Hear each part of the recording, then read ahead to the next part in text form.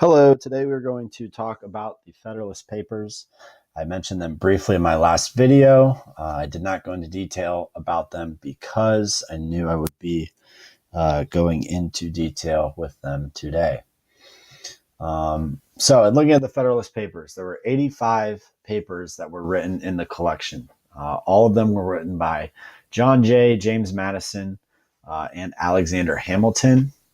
Sometimes you might have two or all three of them writing one of the papers, but they wrote under the name Publius, which is believed to have stood for Publius Valerius Publicola, who was a Roman patriot during the days of the Roman Empire.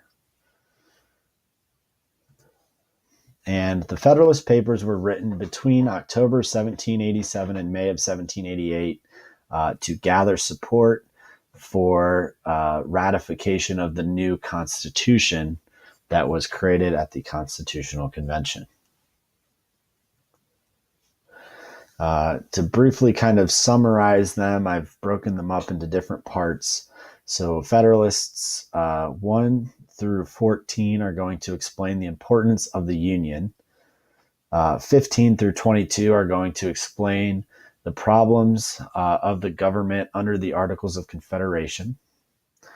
23 to 36 looked at or explained the type of government that was going to be created in the new Constitution.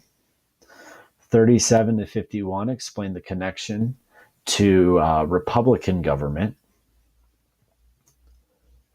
52 to 66 talked about the legislative branch. 67 to 77 detailed the executive branch, and 78 to 83 detailed the judicial branch. And then the last two, 84 and 85, gave conclusions as well as other miscellaneous thoughts regarding the Federalists and the new government that would be created. So we're going to look at a couple of the more famous ones. First being Federalist number 10. It was written by James Madison. And Publius, the author, argued that there should be a large republic because there are more people. With more people, the chance of the majority having the same opinion decreases, and this makes a republican form of government less dangerous.